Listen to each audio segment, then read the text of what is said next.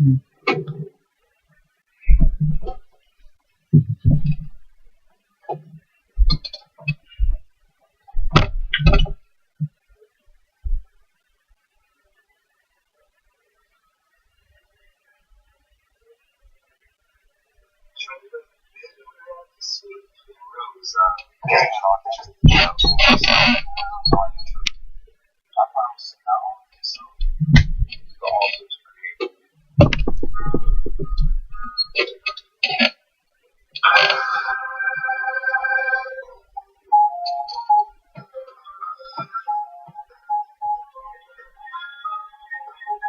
shit, guys, this is super hype. I am so ready for this information. One of my echoes, bouncing around those dual shockers, broke up the story that Square Enix, the pivot CEO of Square Enix, Suda, said during a conference call with accessories that developers are efforts for major titles.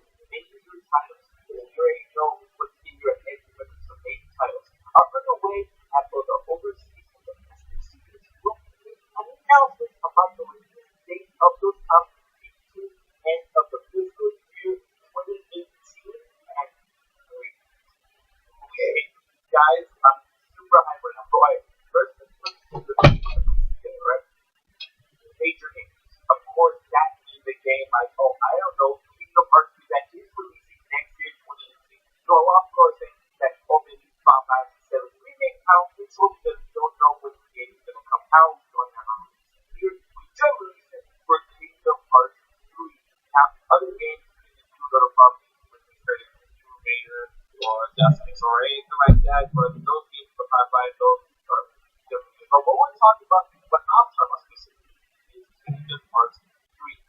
It is releasing next year, and we do need a big announcement regarding this release date. So let's do that. You know what we're capitalizing about, alright?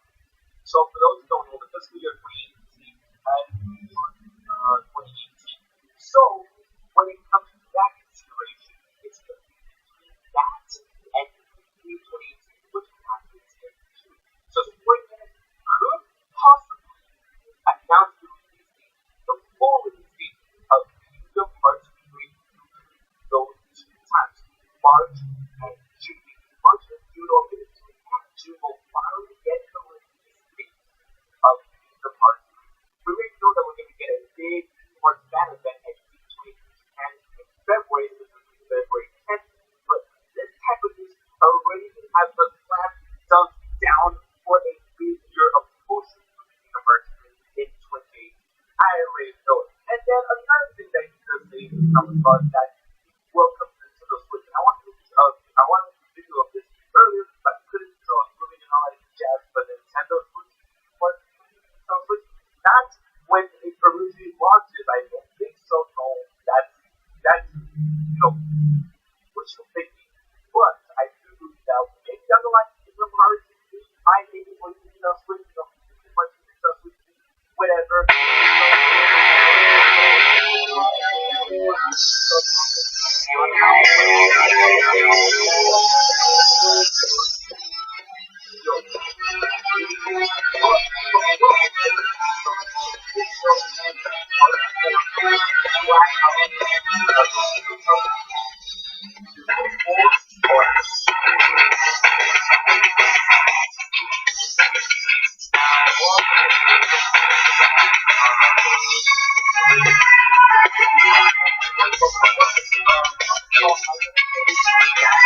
Alright, welcome to Young Turks. We got a hell of a show for you guys today.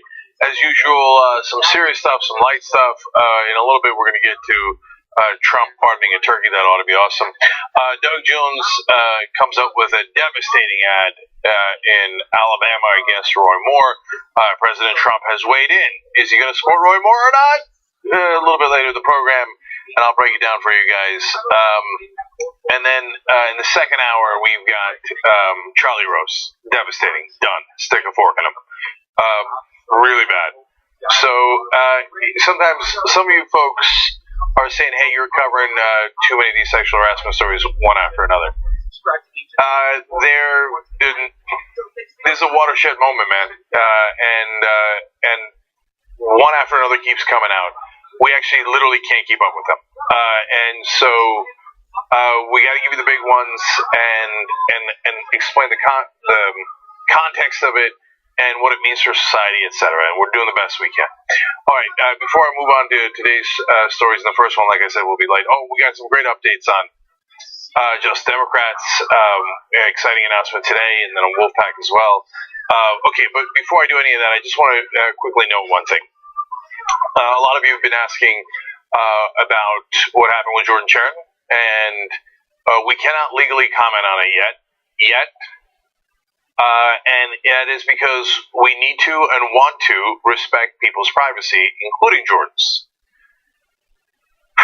So we will be able to comment on it hopefully soon, but not yet. If you think that's frustrating for you, it is far, far more frustrating for us. But we will talk about it as soon as we can. In the meantime, we will continue to respect everybody's privacy on it. All right, now let's do the show. Let's go over here. Okay. So we have the annual tradition here in America where the president pardons a turkey. It's preposterous. We slaughter millions of them for this holiday of ours. Let's just keep it real. But we pardon one. Are we not magnanimous? Anyway, it's okay. It happens. Trump has not done it particularly worse necessarily than anyone else. Actually, no. Well, you be a judge for yourself. I want to show you Trump thinking that he's pardoning a turkey and how it turns out. Let's watch. You don't show the aspirin already.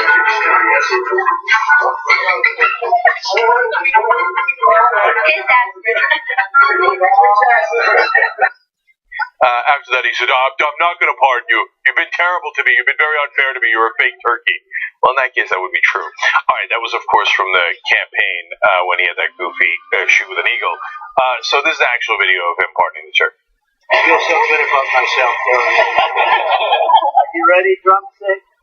Okay. Drumstick, you are hereby pardoned.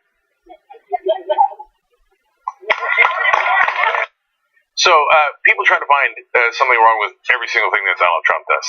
You don't have to look that hard. Okay, but in this case, some folks have looked too hard. I don't know if this guy's joking or not, but Dave Brown writes, Trump may have pardoned the wrong bird. Oh my God, we've got a conspiracy afoot.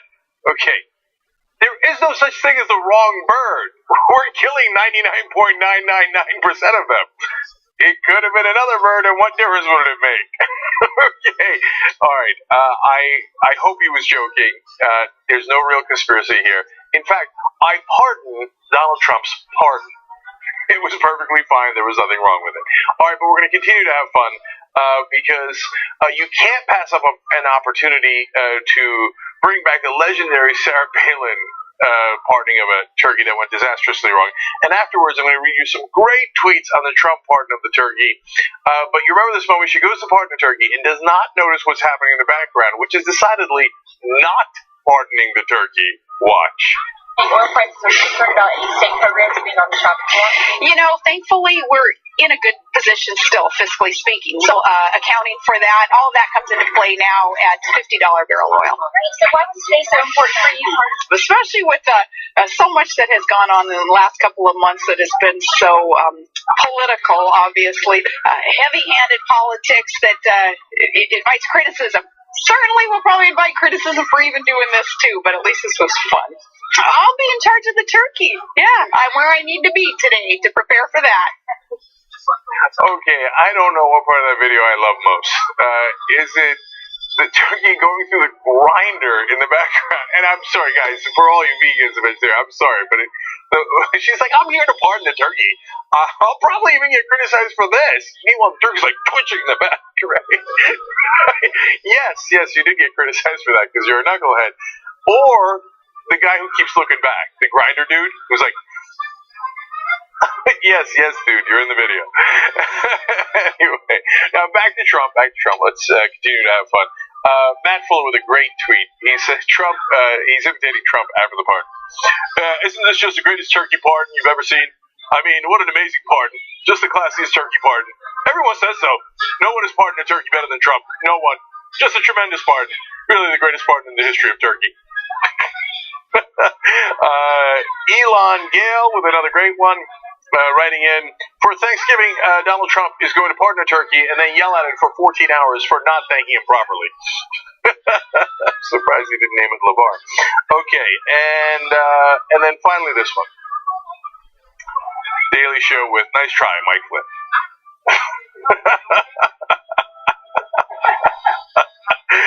Oh, this is too much fun. Okay, not important, just fun. We're moving on. All right. Now,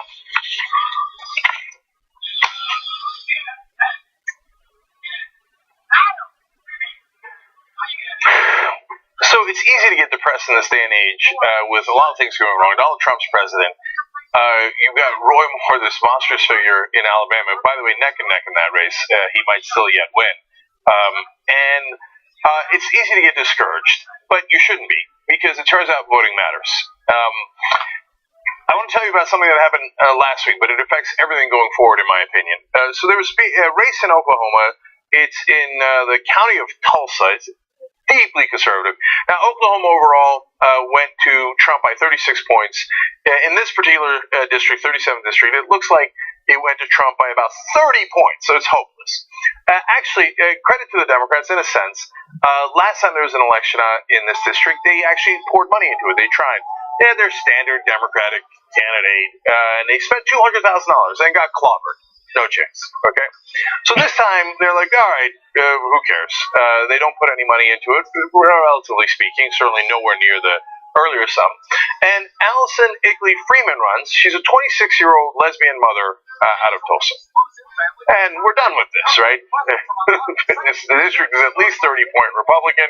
You've got a 26-year-old with almost no experience in politics in one of the most conservative red districts in the country. Guess what happened? She won. I think you can see that coming, right? She won. She won by 31 votes. Not 31 points, 31 votes. There's two reasons why I'm telling you this story. Number one, I think that the country is going to be shocked at how sick of Republicans even the reddest places in the country are. Why? Because in those places, they have tried the Republican experiment. For example, in Kansas, they cut taxes to the bone for the rich, and then they had to have giant deficits, which they can't have, and they had to find a way to get rid of them, and they slashed their own kids' educations. And the anger is rising and rising. Now, Brownback barely won that election, partly because Hillary Clinton was on the ticket on the other side at the national level, and she was perceived as the establishment, and people in Kansas were mad at the establishment. But he barely squeaked by, and then he got the hell out of Dodge, in his case quite literally, and took some nonsense position at the Trump administration. But people in Kansas are furious. People in Oklahoma are also mad because the Republicans have destroyed the budget there as well. I'm just going to give you a snippet of it here.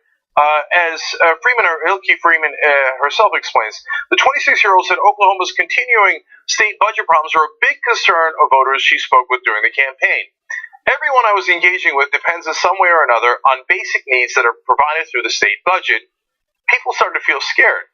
Well, that's exactly right, because the country is in some degree of devastation. I know the elites don't understand that, but when you're making $7.25 in the middle of Tulsa, and you can't pay the bills, and someone in your family gets sick, you get justifiably concerned, very, very concerned.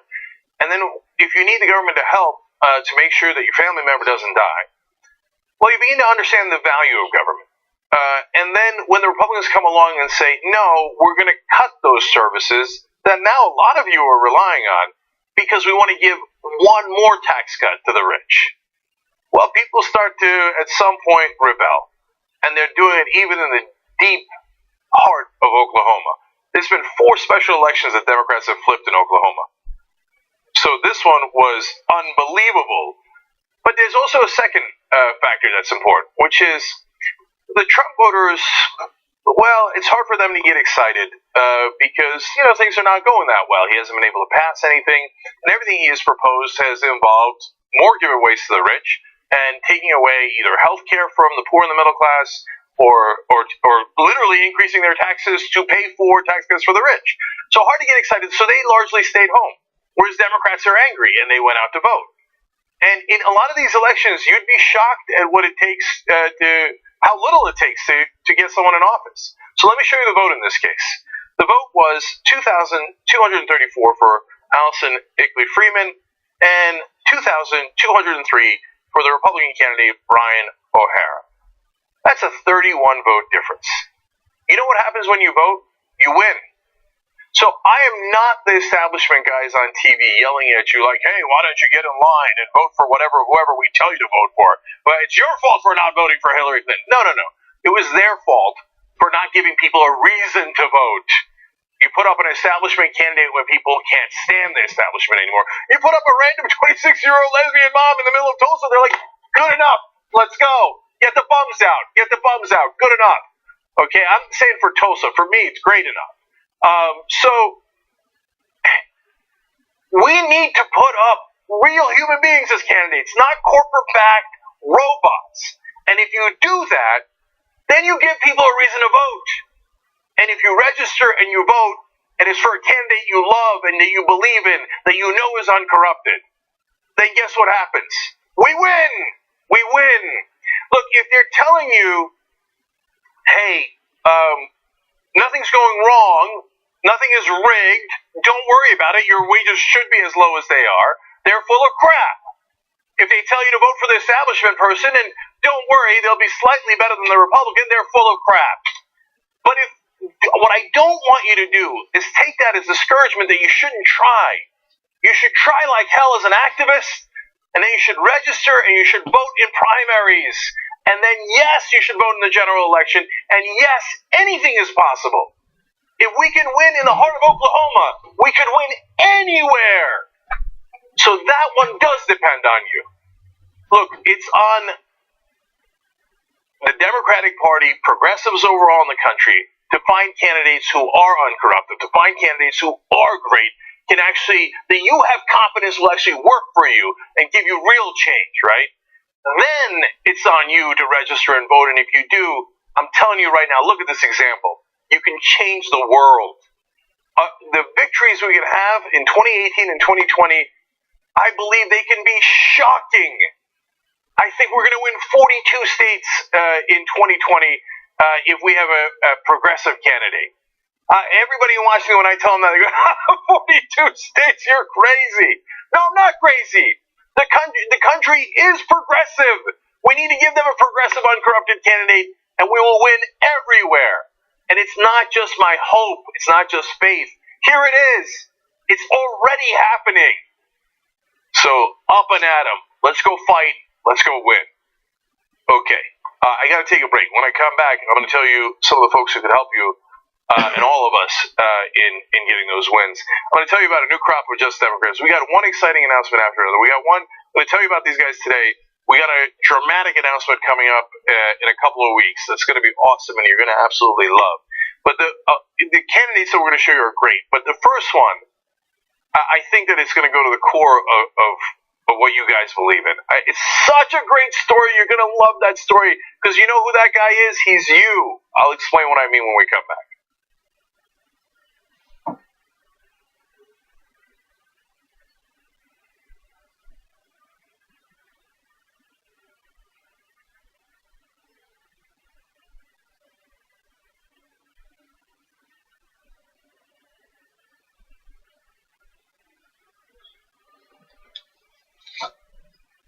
The big corporations and CEOs are going to be...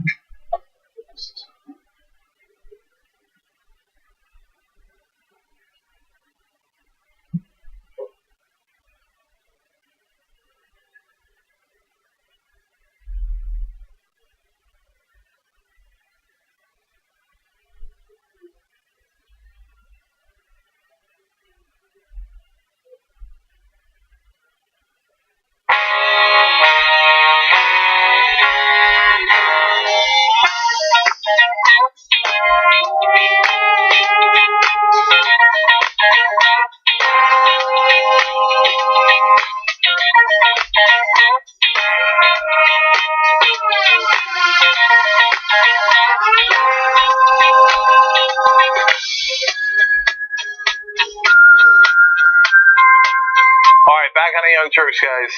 So we're doing a 10-day Black Friday sale. My son yesterday asked me, what's Black Friday and why is it black?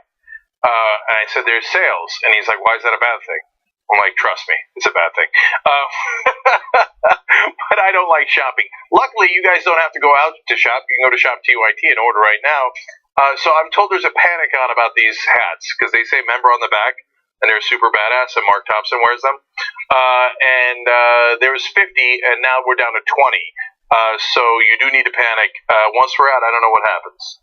We never ever order them again. No, I don't know, but I do know that they'll be out for the Black Friday sale. So text it DEAL DEAL obviously to 228466 to get more deals. But right now, members only hats on day 7. So that's shoptyt.com. Easiest thing to do is just go shoptyt.com and you'll get it. Okay.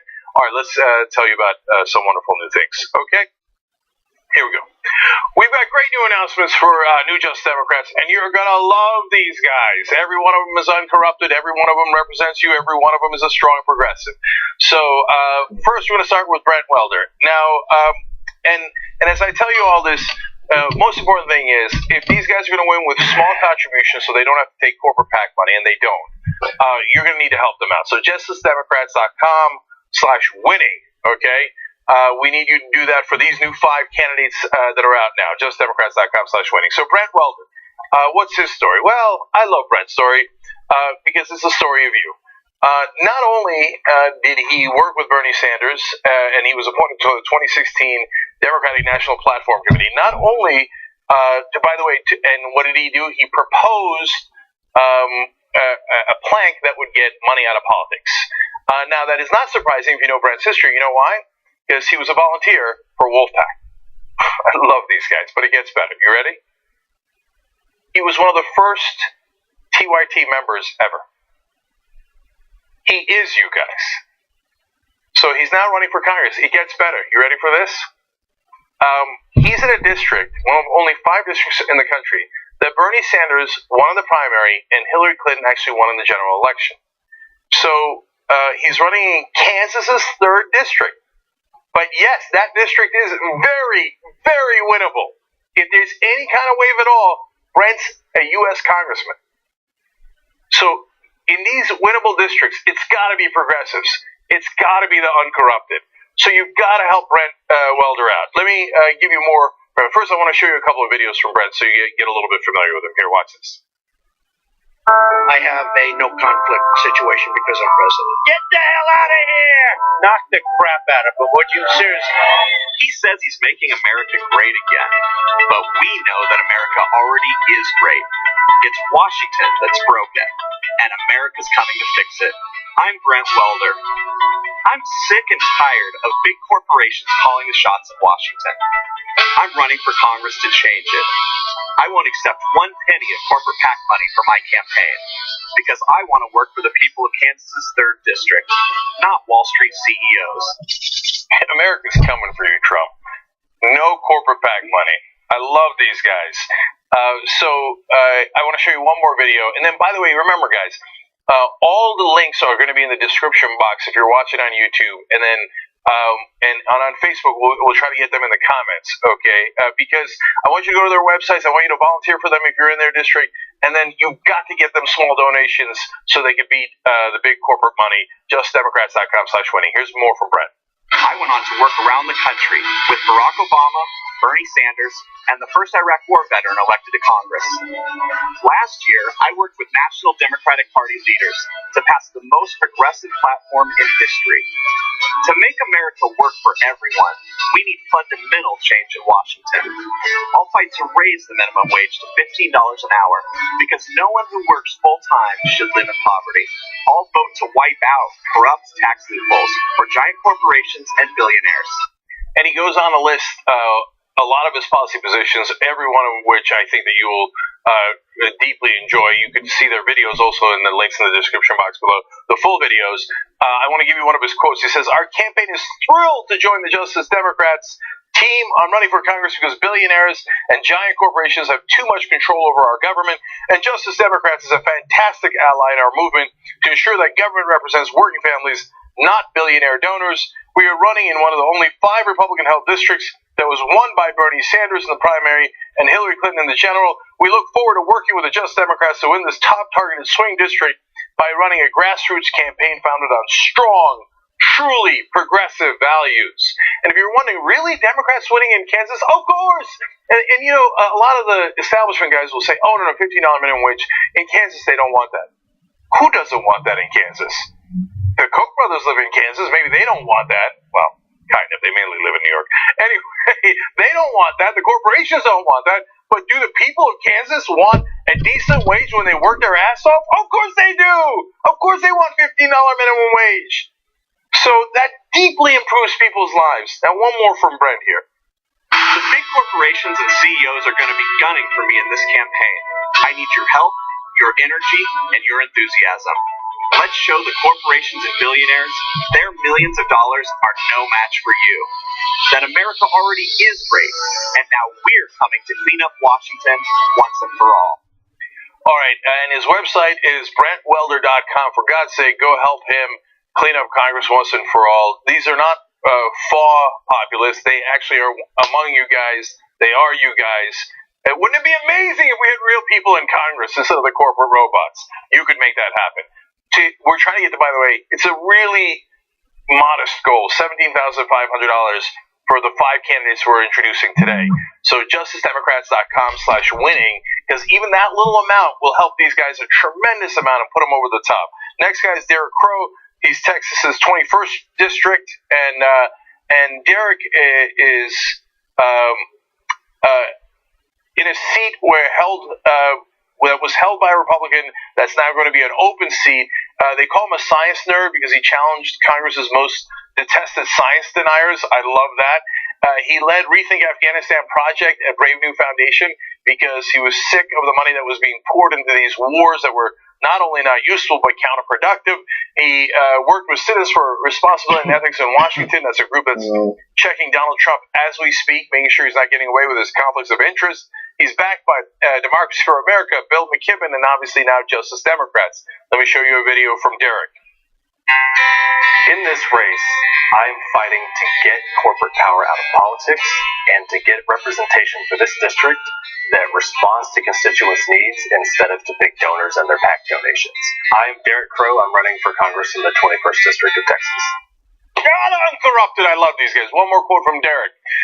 To save the future from the fire, we must retake this country from corporate power and Wall Street money. The best way to do that is to run candidates who embody progressive values.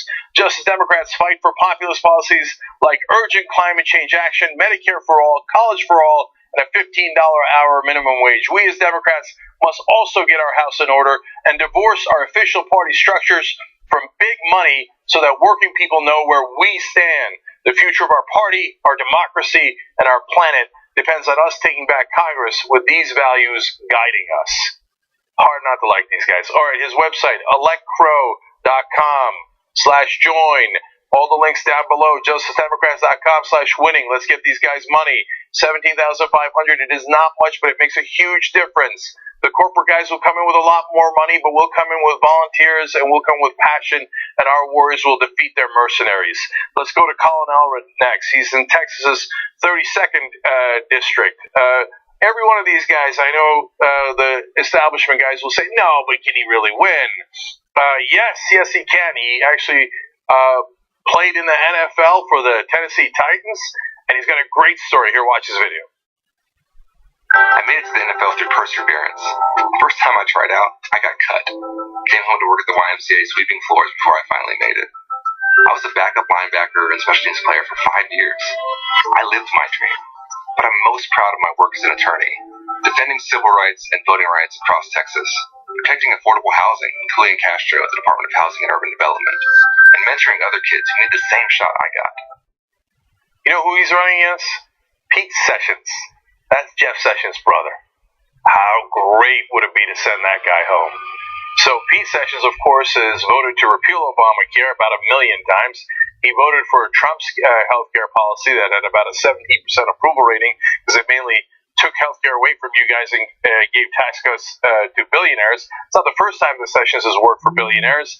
He voted for the bailout. What happened, conservatives? I thought you didn't believe in bailouts. I thought all you wanted was bootstraps. Now, here's Colin. He actually brought himself up by the bootstraps. Pete Sessions, meanwhile, is voting and working for Wall Street. You know that Ulrich got into Berkeley Law School, and he's like, Berkeley, hold on a minute. I'm going to get back to you in a minute. Okay, but I'm going to go play in the NFL. He goes, plays in the NFL for 5 years, and then goes back and becomes a lawyer, goes to law school, and now he's fighting for voting rights, voting protection programs, and by the way, he's already raised $267,000. He's coming. And he played defense, so he's about to tackle Pete Sessions. It's going to be great if we beat Pete Sessions. You got to support these guys, justdemocrats.com/winning. And in this case, colinallred.com/join. Check out his website, too. Have I mentioned the links are always in the description box? Go check them out. Next, Jenny Marshall. She is running in North Carolina's 5th district. That is obviously in the state in 2018. That is the time for the race. She is running against one of the worst people in America, let alone Congress. It's Virginia Fox. JR, you remember Virginia Fox? She is the worst. She opposes birthright citizenship. She thinks even if you're born in America, no, I don't think you should get citizenship. Then, Virginia, who should? Let me guess. Just the folks you like. Gee, I wonder what race they're going to be, Virginia. I can't quite tell. Anyway, she called Matthew Shepard's death a hoax. She's a terrible person. She denied aid to, she voted against aid to victims of Hurricane Katrina. And you know what? Her lead in that district is not that large. Not that large at all. So Jenny Marshall can beat her, and if she does, you're going to be so proud. She's endorsed by Sister Giant, Blue America, the local Art Revolution groups, brand new Congress, now Justice Democrats. And here's Jenny's quote. Jenny Marshall is a public school teacher and a community organizer, as her website explains. She is running because for far too long, our families and communities have been ignored, dismissed, and disenfranchised. Wall Street and huge conglomerates have put profits over people. This must change. Jenny is prepared to step up and fight for all of us in Washington. That means passing Medicare for all, investing in our future, and helping to create economic equity for all people. You know what Jenny was? She was a teacher. She is a teacher. She is teaching 8th and 9th grade social studies. And when she was in Indiana earlier in her life, she fought Republican efforts to slash education. She fought for your kids. Now she's ready to take that fight to Washington. I love it. Her website is marshallforhouse.org. So go there, volunteer, do what you can. JusticeDemocrats.com/winning. One more. Brianna Westbrook, Arizona's 8th district. Brianna makes us all proud, part of the diversity that we've got in Just Democrats and among real progressives. She's a transgender woman running for Congress. She's got a successful sales career. I love her video. We'll put it down below as well, where you've got regular folks in her district in Arizona saying, Brianna stands for me. Brianna fights for me. Now, one of her opponent is another disaster, Trent Franks in Arizona. He sponsored a lead effort to pass a bill that would make abortion far more difficult, make it in a 20-week period, and he would like to start a database to track Muslim leaders in the country. Fundamentally un-American. That's who Trent Franks is. If a successful Justice Democrat beats him, it would be wonderful. And again, these districts are more winnable than you realize. Quote from Brianna. Brianna seeks to represent Arizona's 8th congressional district for what she can give to this country, not what she can take. She runs a clean campaign that supports universal health care and a quality education for all, not just privileges for a select few. Her website is westbrookforcongress.com. Guys, you asked for clean candidates. You asked for people you can believe in that are true progressives, not establishment hacks, not people who take corporate PAC money and then turn around and vote with their donors and not with you guys. Here are those candidates, the candidates that you asked for. So go support them. JusticeDemocrats.com/winning. And if you're in their districts, for God's sake, go volunteer for them. Our volunteer army is going to honestly annihilate our competition. We're going to run over them. I've seen it happen time and time again. You go knock on doors and you win. Warriors beat mercenaries. Let's go make this thing happen. Thank you, guys. It's exciting times. All right. Now, let me give you a story of why we need the change. So that's in today's news. So let's go to the next story. So Ajit Pai is the head of the FCC, that's the Federal Communications Commission, and he is honestly a corporate hack. He used to work for Verizon, got paid a good amount of money from them, and then the Republicans put him at the FCC to make sure that he changed the rules in favor of companies like Verizon. It's not just them, it's AT&T and the other internet providers. Now, the reason you have the internet as you do now, which is free and open, is because there were regulations put into place. The regulations do not go and interfere with the internet. In this case, it's a regulation that simply protects the internet, that says that companies who have the pipes going into your house cannot themselves regulate the internet unfairly and slow down some websites, speed up other websites, and create an unequal internet. All it does is protect the internet. So Ajit Pai was brought in to destroy them. And in May, he got his first vote that he wanted to begin to end net neutrality. Now, as we go through this, I'm going to explain to you why the right wing is actually opposed to him, the ones that are online, and why they're right. They need to be more opposed to him than even the left wing. So first, let me give you what happened today. Ajit Pai, the Republican chairman of the FCC, announced on Tuesday that the FCC will vote to roll back Obama-era net neutrality rules that require internet service providers to treat all web traffic equally.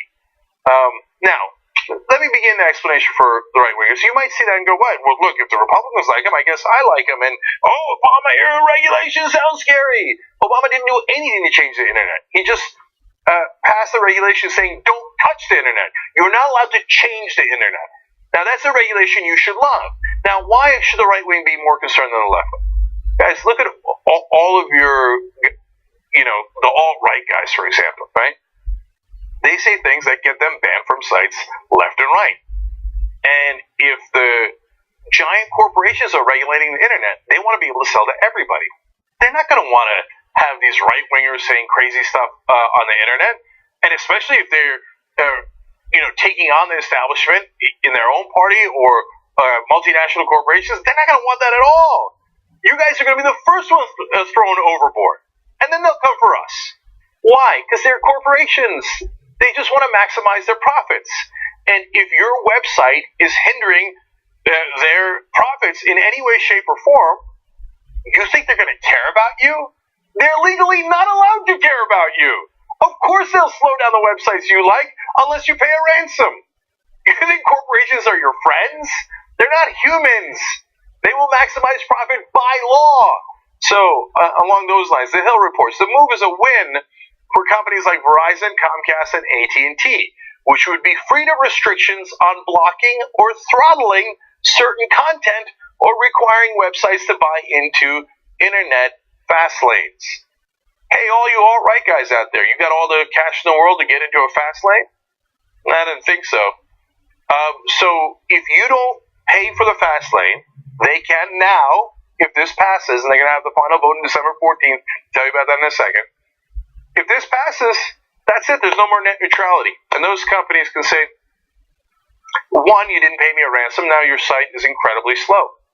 Oh, look, people can't go on your site, but they can go on my site. Do those giant companies have websites of their own?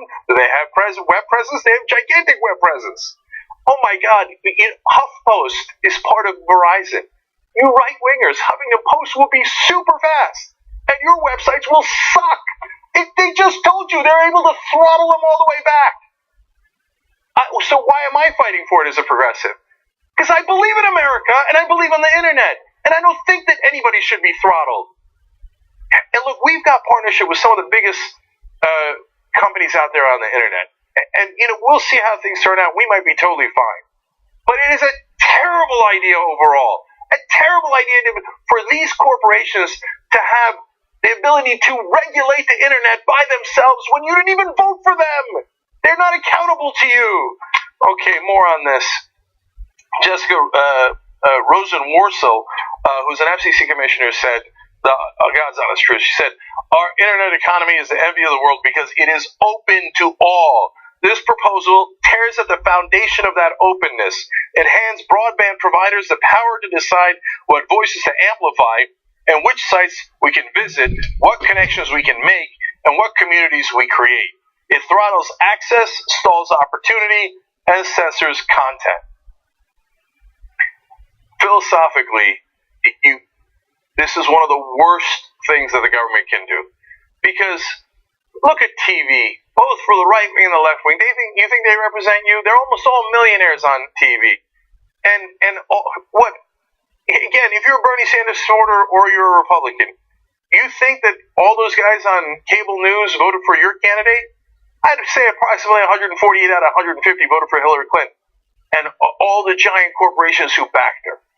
So they already own TV. All the money in politics goes to TV. But that internet, it's pesky, it's annoying with its freedom and its openness and its equality. They're coming to crush it. You've got to fight back. You know how many comments have been sent already to them? 22 million comments. They don't give a damn. So I think we got to show up.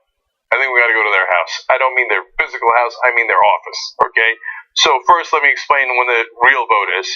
So today, they took another step forward, but Pi now plans to hold a final vote on the proposal at the FCC's December 14th meeting. The people said and roll out details of the plans next week. Look, I don't know that I could organize one more thing. But December 14th, the FCC building should be surrounded. And if you're not angry, you're not paying attention. And it's not to say that you do anything outside of politics. Look, I don't know what your affiliation is, but I'm a progressive. I believe in nonviolence, and I believe in political action. So the address for the Federal Communications Commission is 445 12th Street Southwest. You should start showing up now. I don't care if it's one guy with a sign. I don't care if it's 12 guys, 100 nurses, 1,000 teachers, whoever it is. This is in Washington, D.C. From this date to December 14th, you should let them know that you exist and that you want a free internet. 1-888-CALL-FCC is another way to reach them. No other call should get through. 1-888-225-5322. Let them know. And then finally, look, I didn't dig this email up. It's on their website. We sent 22 million comments, and Ajit Pai apparently burned them in some campfire, right? Doesn't care. 22 million people want free internet. Yeah, but the guys who paid me before, the guys who are going to pay me after I leave this job, want me to sell out the internet. So that's what Ajit Pai is going to do. So here's his email, ajit.pai@fcc.gov. Like I said, this is public information. You could have found it on the website as well. I'm not doing anything that you can't see in public. But if they ignore 22 million Americans, I guess they got to see you before they understand that you're real. So, look, I wish I could help more. I wish I could stop everything and go figure out a way to organize rally on top of rally and get 1 million people to show up at the FCC. I'm handing it off. I hope you guys can begin to do this on your own, or have the right wing organize the right wing, the left wing organize the left wing, the moderates do whatever you got to do. But just stop by at the FCC and begin the protest now. And on December 14th, they should hear you roar. And if they steal the internet from you, at least let them know that you're not going to let them get away with it. And shake the rafters a little bit. If they close that window, man, there goes freedom. And from there on, they can control all the media.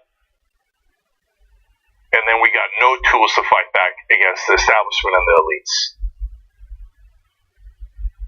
Young Turks.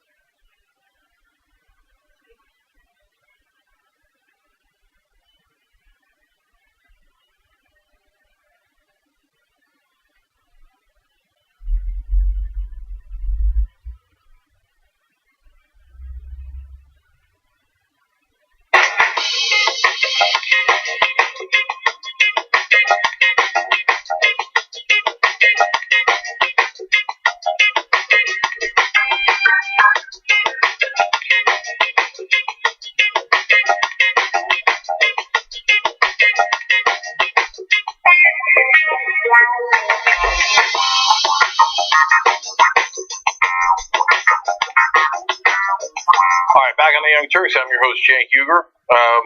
Tweets for you guys. Woke Poppy says, all these Justice Dems are amazing. I agree with you. Took a long time to select all the candidates. And by the way, it wasn't me. It was the staff of the Justice Democrats, 15 people that came over from the Bernie Sanders campaign. I think they've done a brilliant job of selecting candidates that are strong, progressive, and can actually win. So, great credit to them. Riley Grady says, net neutrality is one of the biggest fights of our lifetime. That's absolutely right. Admiral Marston says, corporate Dems think these districts can't be won because they haven't tried since the Southern strategy. They are scared to leave their safe zone or cross into territory run by donors that aren't theirs. They say a J-Dem can't win. I have a whole row Kana for them. And more to come, guys. More to come. In a couple of weeks, more exciting announcements. And we do a lot of stuff behind the scenes, man. We're fighting for you day in, day out. Okay, speaking of which, can I see justdemocrats.com/winning? Let me see where we are with that. See if we can pull that up. Okay, not bad. Good start, guys. Good start. $3,353. Let's see if we can get to $17,500 so that they got a fighting chance. All right, let me go over here and do a couple more stories for you guys. Okay. Well, the jury was out on whether Donald Trump was going to back Roy Moore. Got to see where this one was going, but no, the Trump administration from time to time said no. If we were going to back Roy Moore, Donald Trump would be down in Alabama campaigning for him, and he's not. Then Kellyanne Conway went on TV and said, no Senate seat is worth a child. Then a couple of days later, she went back on TV and said, just kidding, we want the tax cuts. So she said, and even Fox and Friends pressed her. They said, so what about the thing with the child? And does that mean you guys are for Roy Moore? And she's like, well, I mean, we need the seat for the tax cuts. We need the seat for the tax cuts. I mean, you got children or whatever, right? On the other hand, tax cuts for the rich.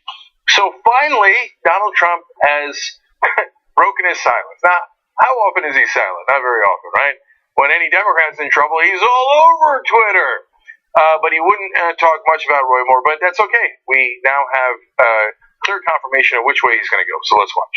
I can tell you one thing for sure. We don't need a liberal person in there, a Democrat. Jones, I've looked at his record. It's terrible in crime. It's terrible in the border. It's terrible in the military. I can tell you for a fact, we do not need somebody that's going to be bad on crime, bad on borders, bad with the military, bad for the Second Amendment.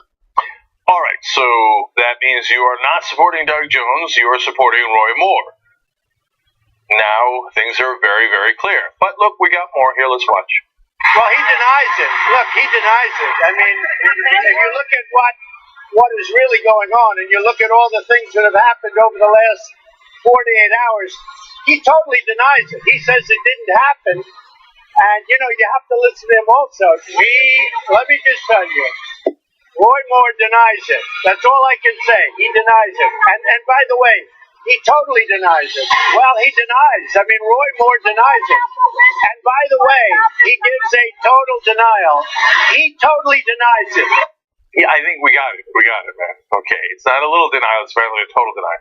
So that gets to the uneven playing field that we have among Republicans and Democrats. So when, for example, Senator Al Franken faces allegations of some degree of sexual harassment, he immediately comes out and calls for his own investigation, an ethics investigation into himself, right? And all the Democrats, Jonas Schumer, everybody else, rightfully so, by the way.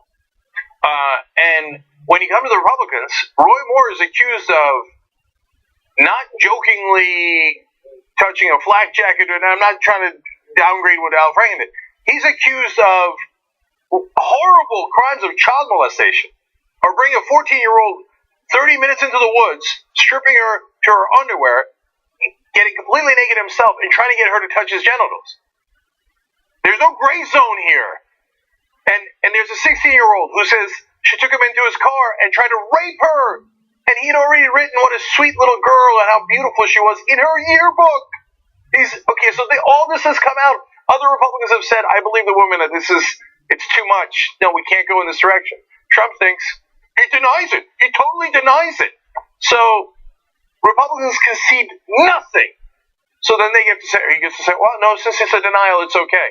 the Democrats they foolishly admit things and allow us to railroad them and allows us to smear them and do everything we can to them, whereas we have no consequences. And are we surprised by any of this? Donald Trump is a different kind of monster. He's had 16 women that have come forward with sexual harassment or sexual assault allegations against him. So, of course, and what does Donald Trump do? He denies it. He totally denies it. Because you deny it doesn't make it untrue. It's so weird. Because there's an allegation doesn't mean that it's absolutely true. You should look at the context of that allegation, see if it makes sense or it doesn't make sense. But just because someone denies it doesn't mean that it's untrue. What a bizarre thing. Trump is very, very similar to Roy Moore. Of course he's going to back Roy Moore. This was a real conversation that Donald Trump would somehow grow a conscience? No. He just wants a seat. One more from Trump. And I do have to say, 40 years is a long time. He's run 8 races, and this has never come up. So 40 years is a long time. The women are Trump voters. Most of them are Trump voters. All you can do is you have to do what you have to do. You have to do what you have to do. And if it turns out a Senate seat is worth more than a child, then we're going to do what we have to do to get those tax cuts. The Trump family would save billions of dollars from these tax cuts. On the estate tax alone, they would save over $1 billion, let alone what they would save on the alternative minimum tax and the pass-through rates being reduced.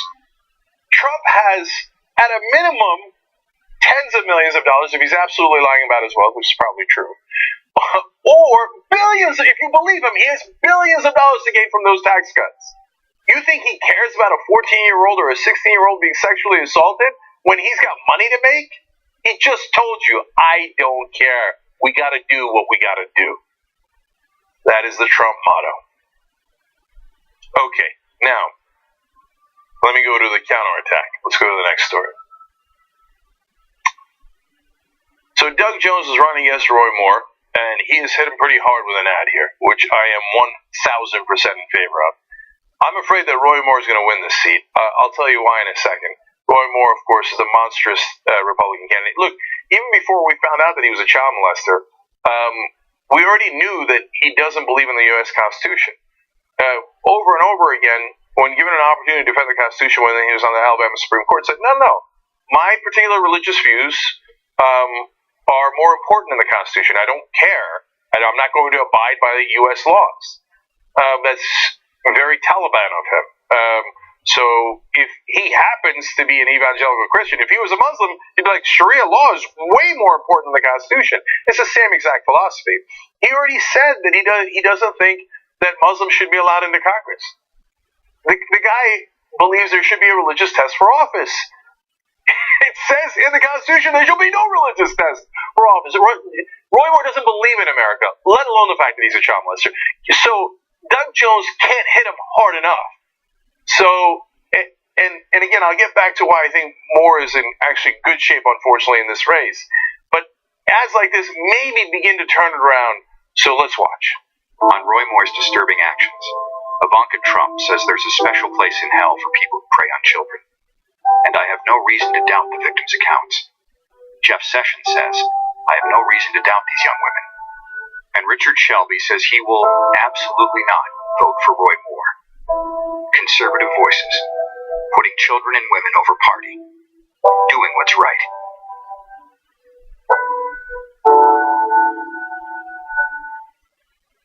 Those were the pictures of the girls when he accosted them. To be fair, Roy Moore says that he asked the permission of some of the 16-year-olds' parents and then took them out on dates and made out with them when he was in his mid-30s. On the 14-year-old, he didn't ask permission.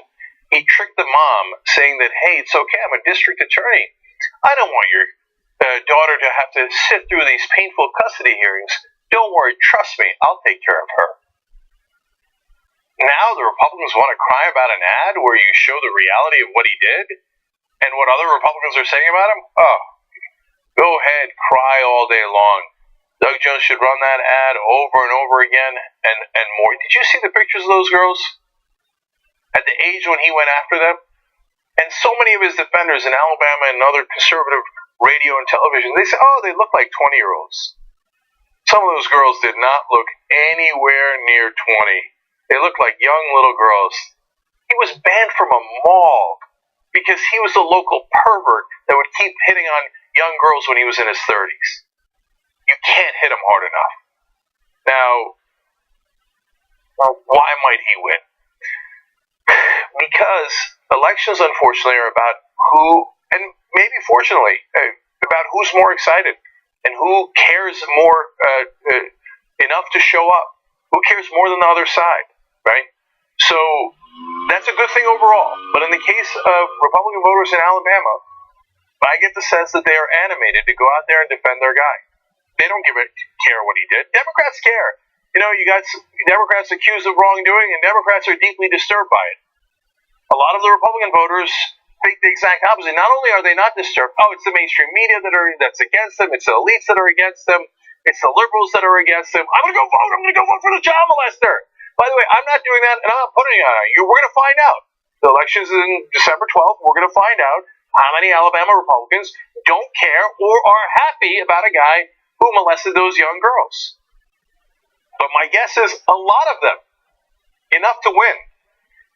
So if Doug Jones sits on his laurels and thinks, oh, it's okay, a bad tape came out or revelations came out about a loathsome Republican, how'd that turn out for Hillary Clinton?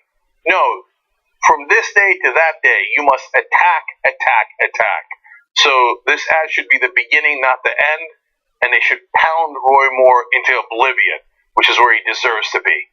Otherwise, unfortunately, he will win. So if you are a progressive, a Democrat, a moderate, sane, decent in Alabama, you too should get excited, and you need to vote. If you don't, the other guys will win. All right, now last story for you guys. So Allison Hartson is now the Senate candidate in California for the Justice Democrats. She's taking on Dianne Feinstein. She was the national director of Wolfpack. She was one of the national directors. Mike Bonetta is the other. Wolfpack needs to replace her. Now, you can't replace her overall. We're going to get a young guy in who we think is great, who's been a fighter for us already at the state level and has been a organizer for us. But what we're asking you to do is to help by becoming a member. It's a simple drive, and I hope that you guys can do this, because if we don't do this, we can't get money out of politics, and then we lose on all the issues: net neutrality, the environment, bank bailouts, and the list goes on and on. So what we want you to do is go to wolf-pack.com/John and sign up to become a member. Okay, and we're going to do a thermometer. If we get to 250 members, then we hire John. We need the money to hire John, otherwise we can't hire him. And that's the way things work, because we don't have big donors. We just have you guys. And if you fight together, you can win together. I'm going to show you a video of John in a second that shows you that. Here's a picture of John Shen. He is from Connecticut. And the reason the graphic says the closer next to me is because that's how he got his nickname. Because when they were fighting in Connecticut, he would drive an hour away from his home to go canvass voters to get them to turn out to make a difference. And he was always the last guy in, because he had to work and then drive all the way in and then canvass, and he's the last one out. And he worked so hard. He was the Warrior of the Month in April, and then he became the organizing director in Connecticut. He's got a master's degree from Yale, and he's fighting right now for no money, and hopefully we can hire him for very little money to help bring democracy back. A lot of people go to Ivy League colleges and think, get cha-ching, I'm going to get paid, I'm going to get a lot of money, I'm going to go to finance, I'm going to do a startup, I'm going to do this, I'm going to do that, right? You know, John is busting his ass as a volunteer to try to get democracy back and get money out of politics. Let's hire him. Let's raise enough money to be able to hire him. It doesn't take that much. We need 250 people to do that. By the way, he's currently a scientist who studies bacteria. So it's a good person to clean up Washington.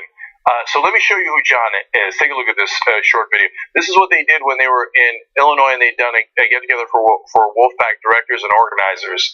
And John told the story back then. My name is John Shen. I organize for the state of Connecticut. I'm a research associate. For me, getting money out of politics is the issue that stands in the way of every other issue that I care about. Issues like stopping the negative impacts of climate change or getting universal health care are all being held up by the fact that in this country, people who have more money to spend in our political system than others have a louder voice. Money in politics is personal to me. Just in this most previous election, I wasn't very politically active or politically conscious even before maybe a year and a half ago. And I was sort of awakened by Bernie Sanders' campaign. And since then, I've seen a lot of the negative impacts of money in politics and the things that money in politics has enabled to become reality in our country. It's not the sort of world that I want to live in, or the kind of country I want to live in the future. It's not the kind of country that I was promised as a kid or that I want to leave to my children. So that's kind of why I'm fighting for this. It's really been a great experience so far, working with the team, meeting people from really all walks of life in Connecticut, and working towards this same goal that we share. Currently, I am the organizing director for the state of Connecticut to come here today. I've taken 2 days off of work, spent money out of my own pocket to buy a plane ticket, pay for the hotel, really because I believe, in this issue and this organization a lot, and the people I've met through my time here. Kid went to Yale, and he's got very little money, and he's paying out of his own pocket to go to learn about organizing so he can go back home and fight to get money out of politics so we can free our government. You got to help us hire him. We got to get warriors like this in here. And he says in the longer version of the video that they haven't won in Connecticut yet. We won in 5 states. Connecticut's not one of them yet. We're really, really close there. And he said even though we didn't win yet, the wins that we did get, man, he said it's one of the most fulfilling things he's ever done in his life. So, look, I get it. Not everybody's got the money to donate, but then for God's sake, volunteer yourself. And you see what we do. Allison was a teacher in Orange County. She got promoted all the way up. Mike Mineta was a guy who would go up on telephone poles to fix them. He's the national director. The other guys one of them is called a mechanic because he's a mechanic. and John went to Yale, and he came in and he worked the hardest to get to a position. Let us hire John, wolf-pack.com/John. Make it happen.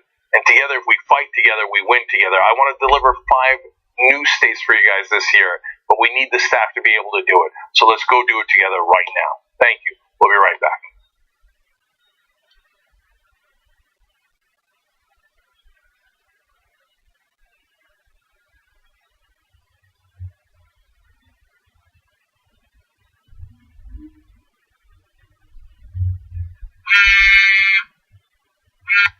Hey, what's up? Aaron, what do you like better? The rabies or the rabies? Go.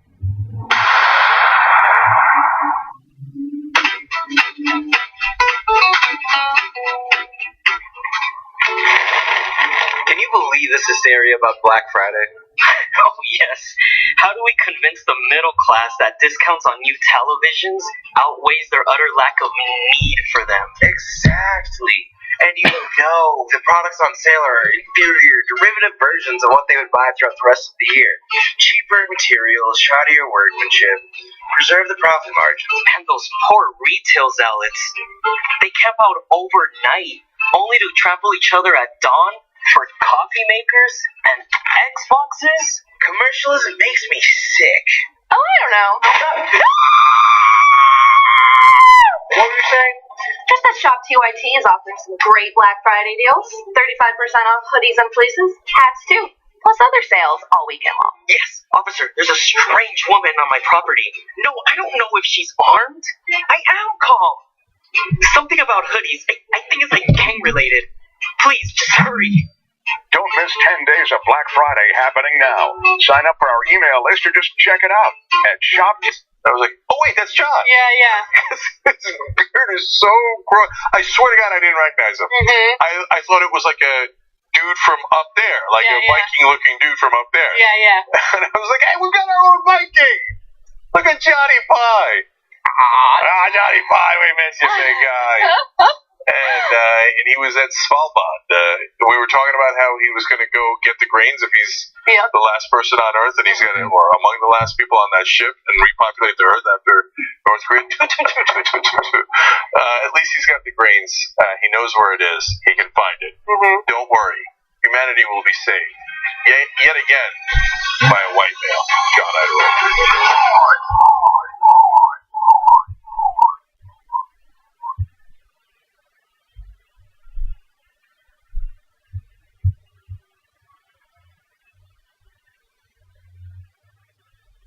Attention, your healthcare may be at risk. Please pay attention to this special announcement. Donald Trump and Congressman Steve Knight are already sabotaging your healthcare. Get your free information kit.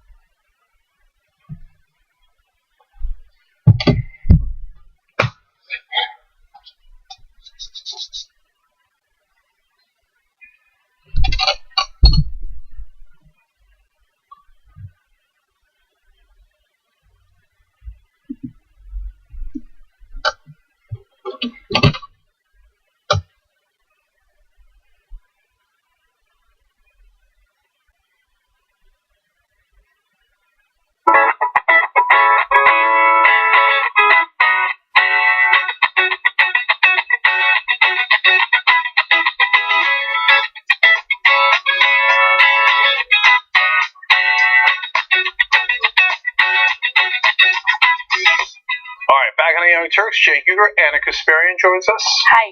Hey.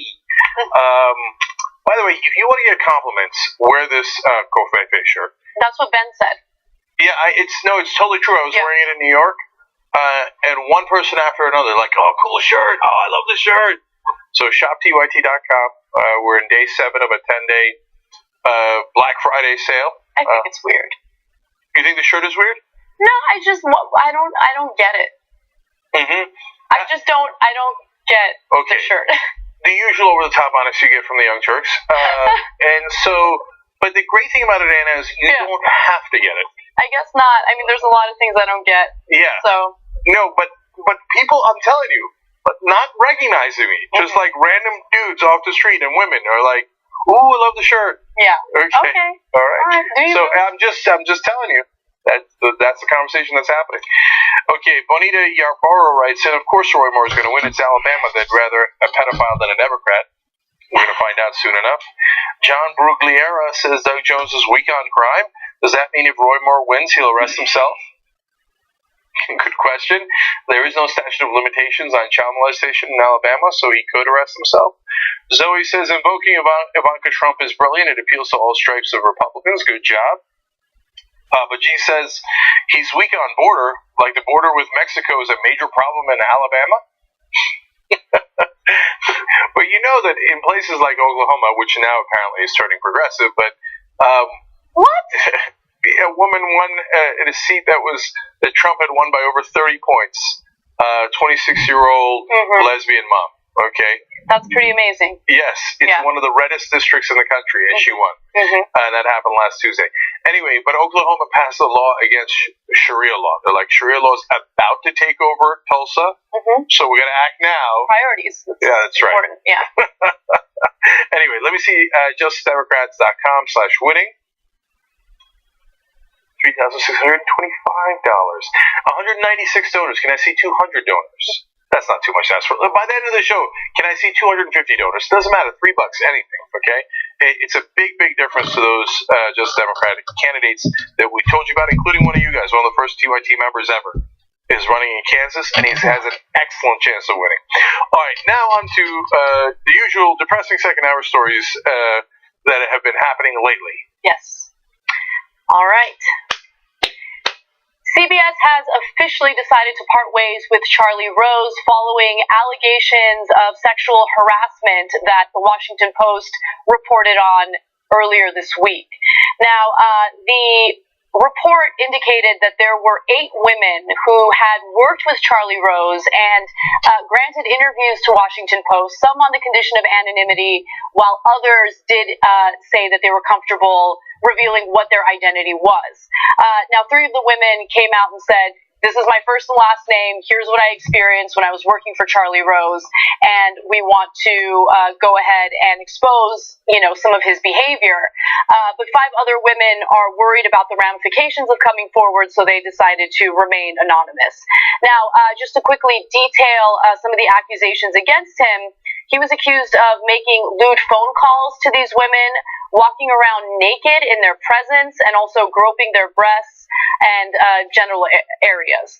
Now, this didn't happen at CBS Studios. This oftentimes happened in his own home in New York. And what he would do is invite them to come over and work at a desk that he had in his own personal home. And in a lot of those instances, according to these allegations, he would prey on these women or take advantage of them. Now, 5 described Rose putting his hand on their legs, sometimes their upper thigh, in what they perceived as a test to gauge their reactions. 2 said that while they were working for Rose at his residences or while traveling with him on business, he emerged from the shower and walked naked in front of them. 1 said he groped her buttocks at a staff party. So I'm going to have some more specific allegations in just a minute. But again, CBS decided to part ways. He was also suspended at PBS. It's likely he will. I don't know, actually, what PBS is planning on doing. That's my prediction. That's my prediction, exactly. But they did suspend him immediately. So we've gone over a lot of these over the last couple of weeks because this is a watershed moment. This is when we've hit a tipping point and women have the courage to come forward and say we're not going to take it anymore. Some, as we've discussed throughout the weeks, are tougher cases. And we've had tough conversations about them, and people have criticized on all sides. And that's normal because we do commentary on these really difficult topics. Charlie Rose is not a difficult case. You read the whole long article, and as always, we'll have the link in the description box. And you will see that it was a disaster. And he did it over and over again. And first of all, the shower trick. I didn't know it was a thing that existed. Yeah. But anyone doing the shower trick is, is clearly doing it. I mean, who wants to watch a 70-year-old guy taking a shower when they're their intern or their staffer, etc. Right? No, it's obvious that he was the one. It's the same MO every time. Oh, I need to work from home. You need to help me at home. You need to rearrange my books, my shelves, etc. And in the beginning, he's fine. And almost all of them describe a combination of fury and flattery. Like, if you do something wrong, he's going to get really mad at you, but then he's going to give you some compliments. And in the beginning, it's fine. And they drive around and they go to his house. And then at some point, there'll be drinks or there'll be a dinner or something. And next thing you know, he's taking a shower. And then he'll say from the shower, "Can you come here for a second?" And then he comes out with a robe, but the robe is wide open. You know, I used to hear these stories well after he got caught about Gary Hart, right? And now then Harvey Weinstein, and now Charlie Rose, and it's not just that he keeps showing himself naked to these women; he then grabs them. Now he's a goner; he's done. Yeah, look, there are so many things. Look, even I believe the women. Especially considering the fact that there were so many of them.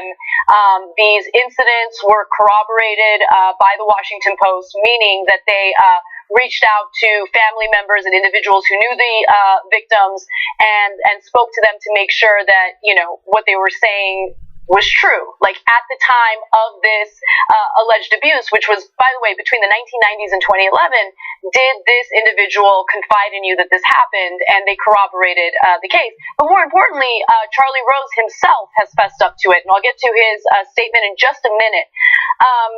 But look, even if someone wants to make the case that, like, no, this was consensual, anytime someone is working under you, right? If you are an employer, if you are the boss, and in this case, he's the boss, you have power over these people. These women were low-level employees, meaning they were assistants or assistant producers, were hoping to work their way up within the company, right? And so the issue of consent becomes incredibly fuzzy when you're talking about an employer having any type of sexual involvement with someone who's working under him.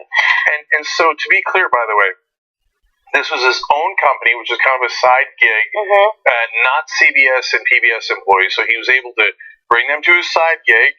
Yeah. And then there's no HR. Right. You know, there's less protections. And then he had his longtime helper. I forget if she was her assistant or something. Actually, his executive producer, her name is Yvette Vega. And according to the Washington Post report, the women, the accusers, went to her on multiple occasions, and she was quoted as saying, "That's just Charlie being Charlie." Now she says she deeply regrets having done that. But everybody knew. So a producer calls a young woman who's going over to Charlie's house and says, "Are you okay? Are you sure you're okay?" So, to be fair, it's not right to say everybody knew, because there's a lot of things that people don't know. Right. But at least some people knew that, hey, if a young girl goes to Charlie Rose's house, you got to ask her if she's okay. And the most haunting story was near the end of the article, where there's a very detailed explanation of how he lured this one woman in, and then he gets naked, and then he starts touching her, and she realizes, oh my God, I'm in this secluded area, and I have nowhere to run. Right. And she's crying, and he's still going, right? And it felt like, honestly, like the movie Get Out. Like she's trapped and she can't get out. Yeah. And that's really bad. And it's what I noticed, and it's a common reaction among all the women who are coming forward right now, is for the longest time they blame themselves, right? And they felt like they did something wrong, or they did something that might have invited it. And now they're finally coming forward and realizing, no, I mean, I'm a person who had no position of power, who wanted to get ahead in this extremely competitive field of work, and he saw that and took advantage of that. And by the way, by getting ahead, what they mean is, oh my God, it's such an amazing opportunity to work with a person they thought was a legendary reporter, an anchor, an interviewer, and so they're like, okay, but people say he's quirky. I can deal with quirky to get this amazing job in journalism. And it turns out quirky is way worse than they imagined. So I want to read you just a couple of the specific allegations that were detailed in the Washington Post. Obviously, we can't get into every single one of them, or else we'd dedicate an entire show to it. But you should read the piece, which we will link to in the description box. Kyle Godfrey Ryan, who was one of the accusers, one of Rose's assistants in the mid-2000s, recalled at least a dozen instances where Rose walked nude in front of her while she worked in one of his New York City homes. He also repeatedly called the then 21-year-old late at night or early in the morning to describe his fantasies of her swimming naked in the Bellport pool, that's a reference to where he lived, as he watched from his bedroom. The young women who were hired by the show were sometimes known as Charlie's Angels, two former employees said. Rose frequently gave unsolicited shoulder rubs to several of them, behavior referred to among employees as the crusty paw, a former employee said. Right. That's just, yeah. A woman then in her 30s who was at the Bellport home in 2010 to discuss a job opportunity said Rose appeared before her in an untethered bathrobe, naked underneath. She said he subsequently attempted to put his hands down her pants. So it just goes on. And I want to read you the reaction from Charlie Rose. Let's go to graphic 50. He says that he's greatly embarrassed. I have behaved insensitively at times, and I accept responsibility for that, though I do not believe that all of these allegations are accurate. I always felt that I pursued shared feelings, though I now realize that I was mistaken. So he's not taking full responsibility or full ownership, but his argument is, well, I thought it was consensual. Yeah, but when you ask women to come and into the shower when you're not in any kind of relationship with them, what made you think that that was in any way consensual? What a weird thing to, sometimes the woman would be driving him, or she'd be in the passenger seat, and he just started grabbing her breasts. You thought that was mutual. If you guys are dating and you want to have fun, that's a different thing. You're not at all dating. She works under you, and every time they'd be like, "Oh my God, what's happening? Charlie Rose is grabbing my breasts in the middle of this car. This is insane." A male colleague told one of the women involved, quote, "Oh, you got the shower trick." Yeah, so it's somewhat known. But again, like, you don't know to what extent. Because there were people quoted in the Washington Post piece who did work with Rose, and they said that they never experienced or noticed anything questionable. And so not everyone knows everything. No, of course, and I want to be super clear about that.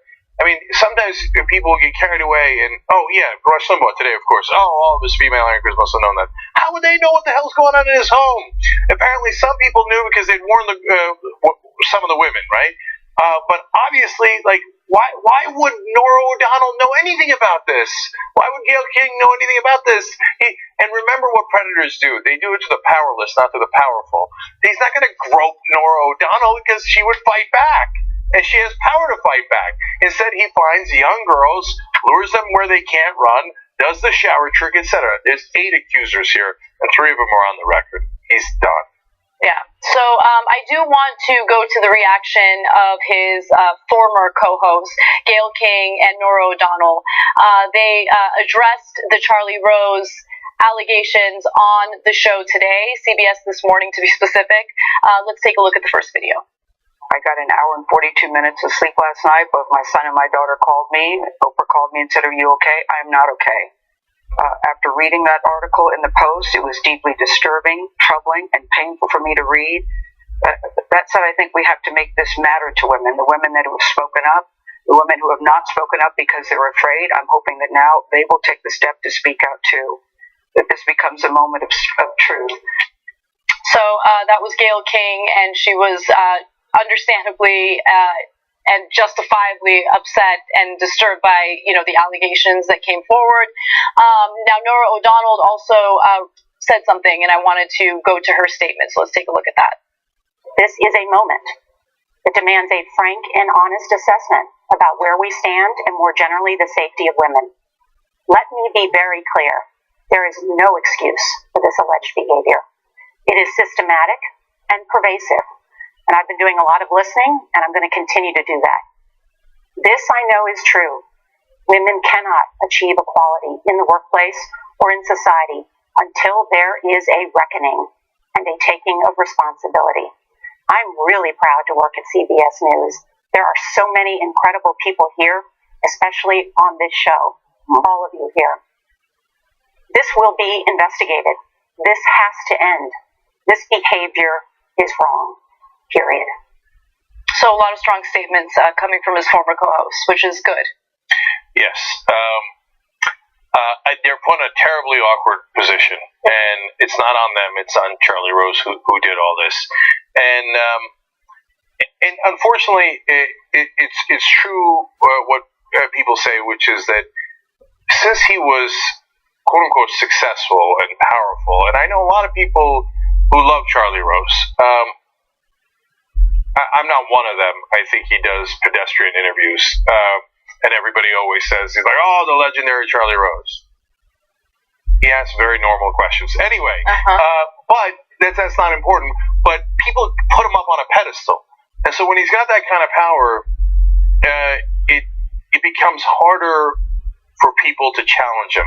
Because if a young woman comes out and says, Charlie Rose did this and this, and Charlie Rose makes a lot of money for people. Yep. And he's got a lot of prestige.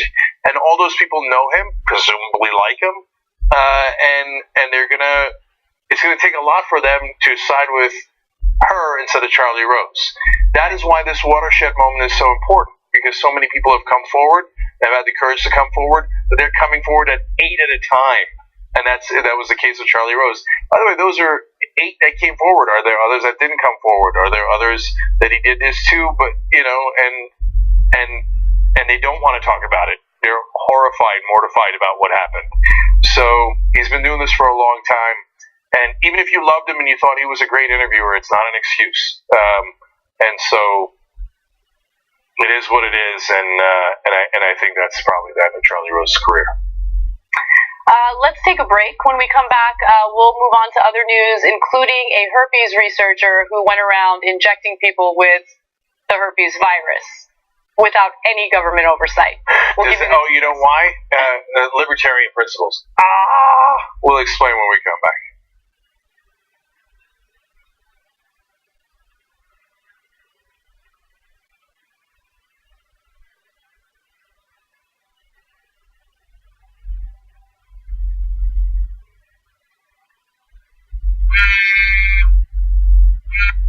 Hey, what's up?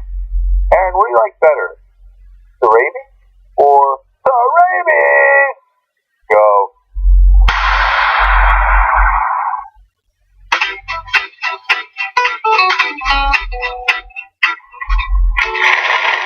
Can you believe this hysteria about Black Friday?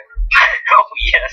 How do we convince the middle class that discounts on new televisions outweighs their utter lack of need for them? Exactly. And the products on sale are inferior, derivative versions of what they would buy throughout the rest of the year. Cheaper materials, shoddier workmanship, preserve the profit margins. And those poor retail zealots, they camp out overnight, only to trample each other at dawn for coffee makers and Xboxes? Commercialism makes me sick. Oh, I don't know. What were you saying? Just that Shop TYT is offering some great Black Friday deals. 35% off hoodies and fleeces, hats too, plus other sales all weekend long. Yes, officer, there's a strange woman on my property. No, I don't know if she's armed. I am calm. Something about hoodies, I think it's like gang related. Please, just hurry. Don't miss 10 days of Black Friday happening now. Sign up for our email list or just check it out at shoptyt.com.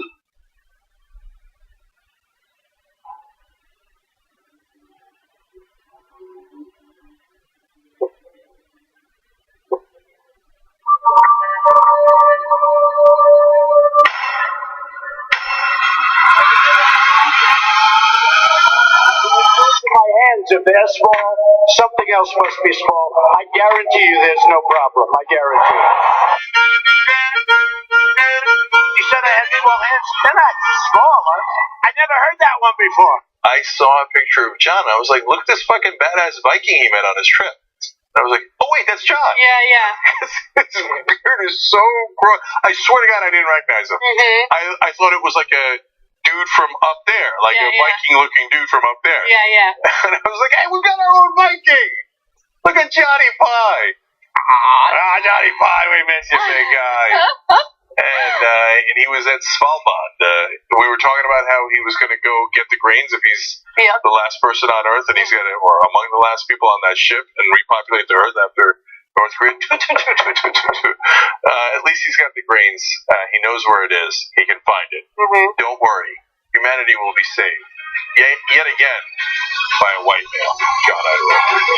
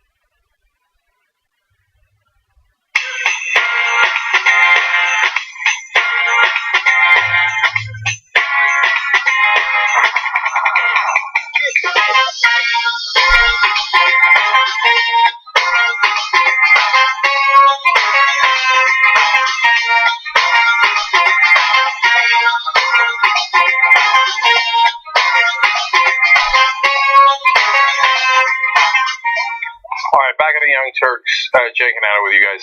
So in the last segment, we did the story about Charlie Rose, and a lot of you have been asking on air, or online, I should say, about Jordan Chariton. And we're not legally allowed to comment on it yet, and I know that's greatly frustrating to people, but it is most frustrating to us. And part of the reason that we're not allowed to comment on it is to protect people's privacy, including Jordan's. So now, you either trust us on that or you don't. By the way, we will be able to comment on it later. But some folks, for example, are saying, oh, that's it, I'm going to cancel my membership. Hey, do whatever you got to do. And we're trying to be as fair as humanly possible in these situations. And I don't think that anyone has, meaning anyone online that is not involved in this, has all the facts. But if without all the facts you want to say, no, I've already made up my mind, there's nothing we can do about that. And we hope that you trust us that we're trying to look out for everyone involved, and we will comment on it as soon as we can. And like I said, it is deeply frustrating that we can't yet, but so that's that. So I do want to thank our members of the day, Jeffrey Wheeler and Lady Garzone. And Anna, you probably didn't see did this story on the Just Democrats, and Brent Welder in Kansas has a good chance of winning, and he was one of the first TYT members, and I love that, and he was a Wolfpack volunteer as well. Oh, God, it'd be great to have him. So we had a Wolfpack supporter who became a state rep in New Hampshire, and that was so gratifying, and it's now beginning to happen all over the country, and now to start getting people into the U.S. Congress would be amazing. And for those of you who do choose to support us, thank you guys from the bottom of our hearts. tytnetwork.com/join. All right, your tweets are Vance saying it's one thing to have someone on point to listen for you, referring to Charlie Rose, in case you fall in the shower or hurt yourself. I mean, he was in his 60s in some of these accusations. It's an entirely different situation to have someone watch you shower. That's just harassment. Of course it is. Oh, there is no other explanation than harassment for, can you please watch me take a naked shower? There's no other fact pattern that fits. Okay. Kimberly Colbert says the entire male gender needs to hold a meeting and establish boundaries. Well, in a sense, we're doing that in a meta way throughout the country. All right, guys, what's next, Anna? Right. Back in 2013, a microbiologist from Illinois decided it would be a great idea to completely bypass any government oversight or regulation and test out a herpes vaccine that he created himself on people in the U.S. He later moved his clinical trials abroad. However, in 2013, there were as many as 8 individuals who were tested using this vaccine. They were injected, and now they are facing some of the ramifications of that decision. Now, this microbiologist is no longer alive. He died last year due to cancer, but he was associated with the Southern Illinois University. He was Associate Professor William Halford, and he administered the shots himself at a Holiday Inn Express and a Crown Plaza hotel that were 15 minutes away from the researcher's lab. Halford injected at least 8 herpes patients on 4 separate occasions in the summer and fall of 2013 with a virus that he created. Now, the idea behind the vaccine was inject them with a different form of the herpes virus, and somehow, maybe that would cure them of the herpes strain that they currently have. But according to some of the individuals who have been injected, that is not what happened. And again, this was done without any government oversight. So according to the emails between Halford and the patients, and extensive interviews with a participant, Halford did not procure written informed consent as required by federal law when testing a live virus on humans. Medical researchers, such as Halford, may not inject patients without oversight by a physician or a nurse practitioner. By the way, again, he was a microbiologist. He was not a physician. And as a result, he was not allowed to do these injections in the first place. And he knew what the rules were, but he decided to go against them. And the Southern Illinois University is facing a lot of heat right now because it seems as though they were supportive of his efforts. Peter Thiel, who's a well-known libertarian, was one of the investors in this effort to cure herpes. Also, one patient or one participant who says he received the injections in Illinois fears that the vaccine, which contains a live virus, may have given him a new and different type of herpes he did not have. So the type of herpes he originally had was the type that that results in mouth sores and things like that. He was injected with the genital herpes strain. Oops. And now he, according to what he's saying, is experiencing symptoms of the genital herpes. Yeah. So if someone says, hey, I've got a virus for you, come get it injected at the Holiday Inn Express, say no. So these are sometimes difficult situations, and I'll tell you why. It's not always black and white. Because sometimes people have life-threatening conditions, and FDA has to, for good reason, move slowly, because you want to make sure that you've tested it in labs, on animals, and then eventually very carefully on humans. And you don't want to rush that process, otherwise you'll have disasters. And if you've got a life-threatening condition, you can be very frustrated by the pace at which the Food and Drug Administration goes. Right. Now, this is not one of those situations, and I'm not minimizing the pain and suffering that these people with herpes live with, okay, especially the ones that went through this extraordinary process to try to get rid of that pain and suffering. But there's a reason why the FDA goes through that process. Because if you don't go through that process, oops, we just gave you herpes 2 when you only had herpes 1. Oops, in one of the cases, is the leg develops a giant rash and then a blister, and right. and we can't have a doctor running this out of a hotel room. You've got to do it the right way. But Peter Thiel, I don't know if this has to do with his libertarian principles, but the idea is rules. We don't want regulations. When you're talking about injecting people with the herpes virus, yes, you want regulations. You want to do it right so you don't have this kind of out of control runaway situation. There's a reason why we have rules and laws. So I agree with you. Obviously, I agree with you, especially when it comes to these types of clinical trials, because you're doing an experiment that could really destroy people's lives, right? And so there's a reason why there's a government entity doing oversight to ensure that people remain safe. And that's not to say that people are always going to, get the outcome that they want from these clinical trials, but it is important to have, a regulatory body keeping an eye on things and making sure that people don't get hurt. With that said, though, there are cases where, I think the healthcare industry is overregulated. So, you go to Europe and you hurt yourself. You don't have to go to a doctor to get a prescription and then go to the pharmacy and then hope that they, if I get hurt in Europe, for instance, which, by the way, recently happened when I lost my voice and I got laryngitis, went to the pharmacy and I told them what happened, and they gave me the drugs I needed, right? And so, I don't know, I feel like it works out pretty well for people in Europe, and I don't know why we have certain laws in place or regulations in place that make it so incredibly hard to get the treatment that you need when you need it. But so, conservatives have this, and libertarians especially, have this idea that liberals want to control your life, and that's why they pass burdensome regulations on purpose. No, liberals want people to get out of their lives. So that's not why it happens. But does that, is every regulation by definition a good thing? Of course not. You've got to find the right balance of regulations. And sometimes regulations get outdated. Mm-hmm. So, for example, in Los Angeles, they had this rule that you had to have a garage for your cars. Why? Nobody knows. It was probably left over from the 1930s when that was a really important thing, right? And then finally they were like, oh, right, we don't need this. And then they got rid of it. Okay? And so that happens, and that's normal.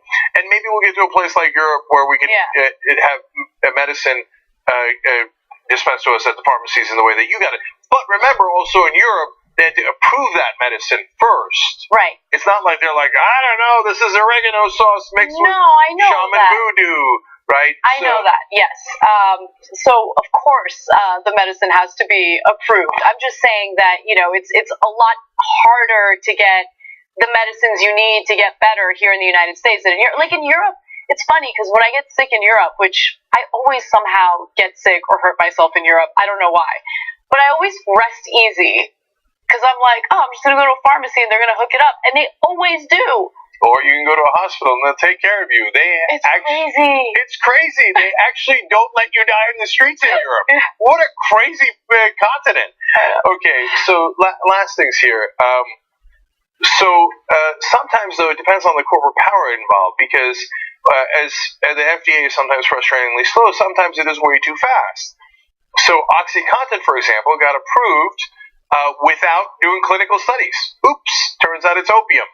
On steroids, kind of, almost literally. Okay, and guess who the guy who approved it at the FDA? You're not going to believe where he wound up working a couple of years later. At Purdue Pharma, the makers of OxyContin. What a wonderful coincidence. Yeah. So if you've got a hookup like that, well, then all of a sudden your stuff gets approved even without clinical studies. Right. That's true. Yeah. Yeah.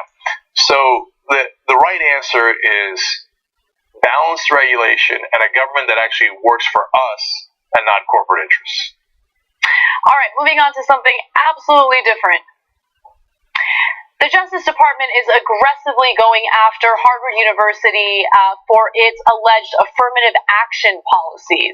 Now, recently the Justice Department sent a letter to Harvard indicating that it is not complying with certain rules and as a result needs to comply or could face further investigation. So let me just give you some background into this.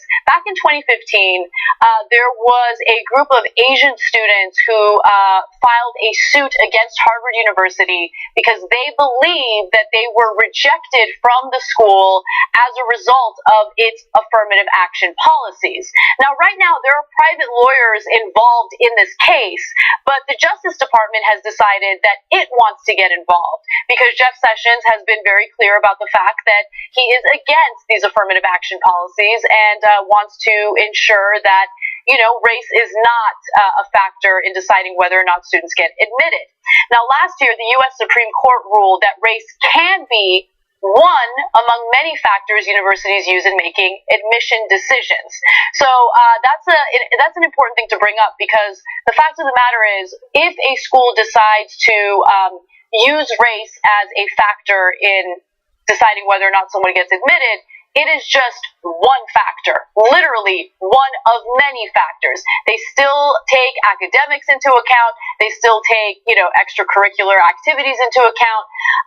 But race might be one of the factors that could help them make a decision if you have a very competitive pool of people applying. Now, the Justice Department has concluded that the school is, quote, out of compliance with federal law.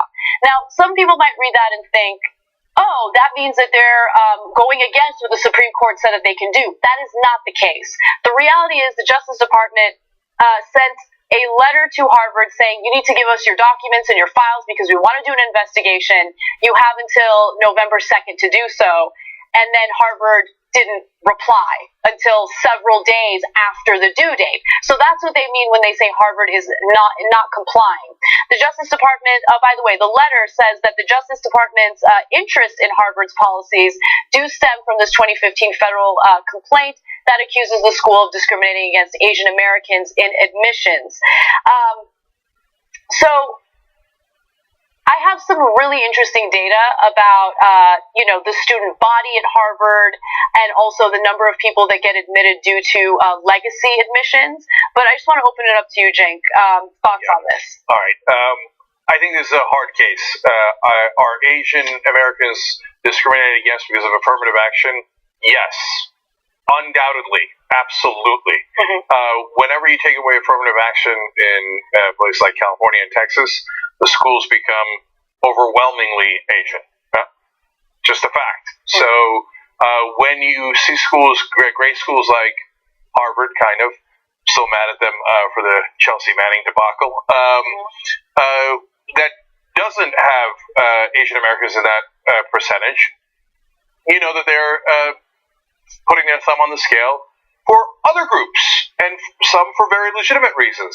But they are putting the thumb on the scale, and Asian Americans are being discriminated against. So I don't like affirmative action. I know exactly why it was needed, and it's true that it was needed in the beginning, because it was a good old boys network, and white kids would be allowed in because their parents went in, etc., and everybody involved was white. It was absolutely necessary in the beginning. It is now. It basically stigmatizes different groups. So I've heard a million times, oh, how do you think you got in, referring to a minority student? Right. And that drives me nuts. But now, by the way, you should be saying it about white people. So if you see a white kid at a school, you should be asking, how did he get in? And it might be because there's a thumb on the scale and they had to have more whites because they just don't want the schools to be 60% Asian.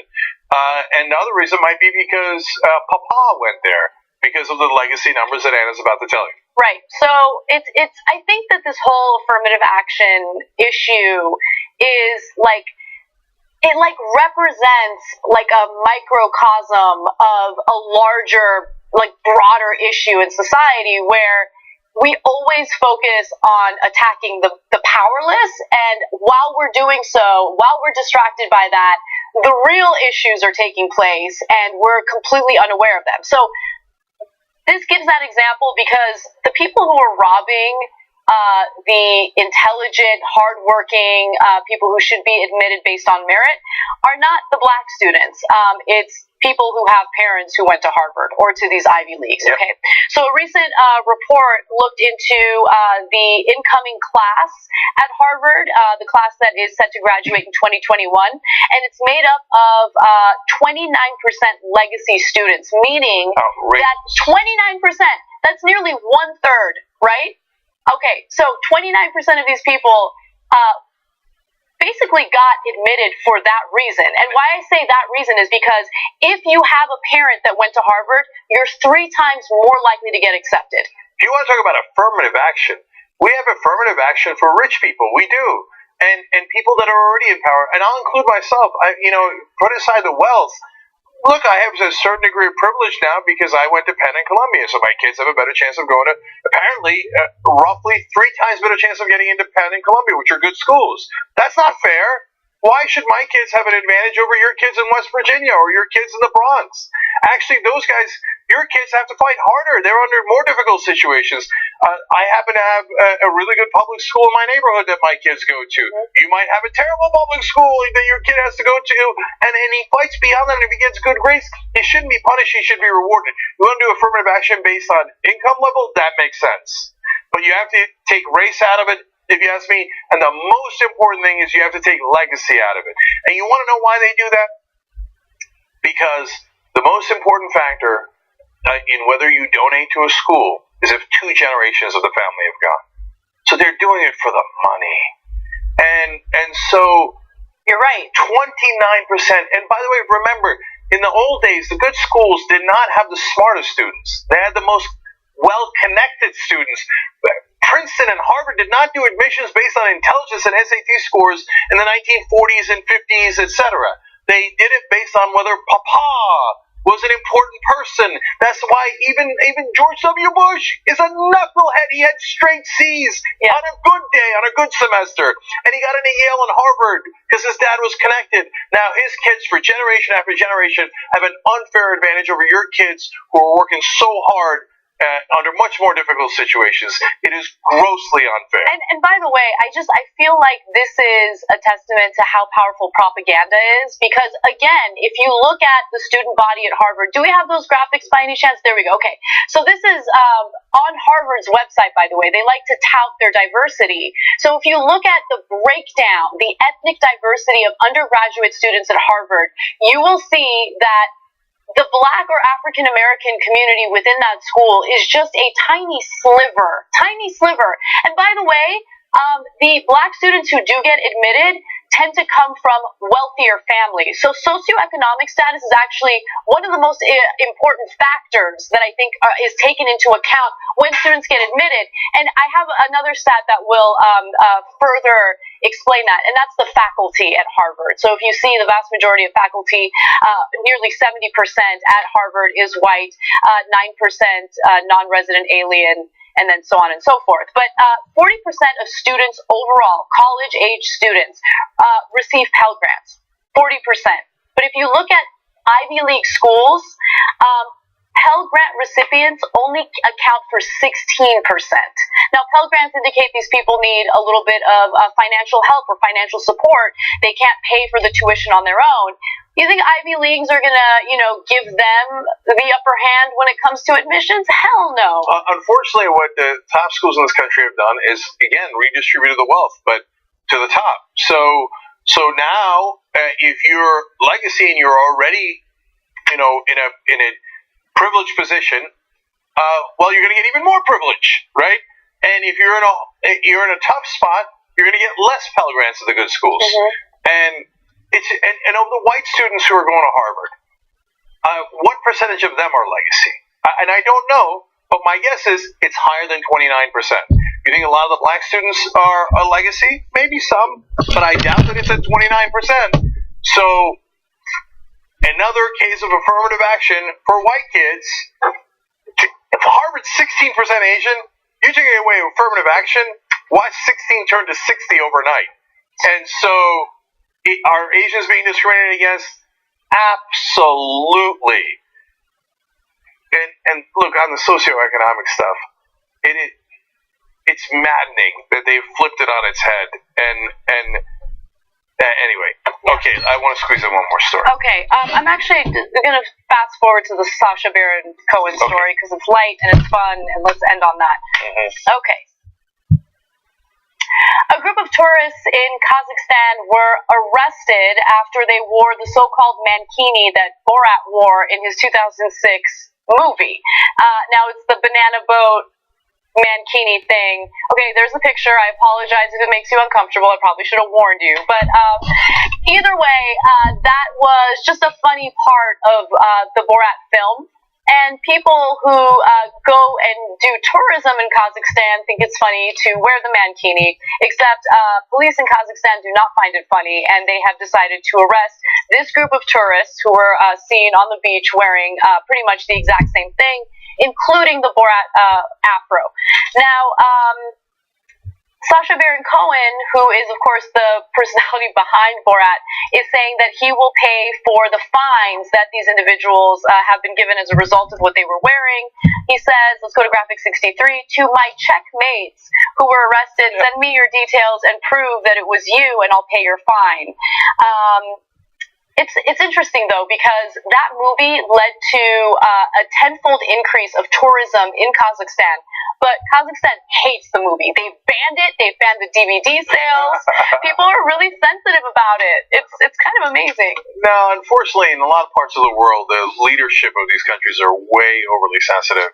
Again, Erdogan in Turkey is raging about some European country because somebody drew a mustache on him or something. I don't remember the exact details, but you have greatly offended me. And Ataturk, maybe. Again, in Turkey, the national sport is oil wrestling. Yeah. But when gay people from around the world started showing up, guys oil wrestling, right? They're like, how dare you? And they canceled their own national sport. Okay, for a while they wouldn't allow it. Now it's back. Okay, it's insane. Just take the tenfold increase in tourism and call it a day. That's a wonderful thing. Yes. Yeah, have some fun, man. By the way, one person said the following in regard to the mankini. They should have a criminal charge for insulting the honor of the nation. Just chill out. Calm down with your honor, okay? And anytime anybody's talking about honor, run for the hills. They're about to do something terrible. Right. Okay, all right, guys. There's only 10 hats left, I hear, for TYT hats for member. It says member in the back. TYTnetwork.com/join to become a member, and shoptyt.com.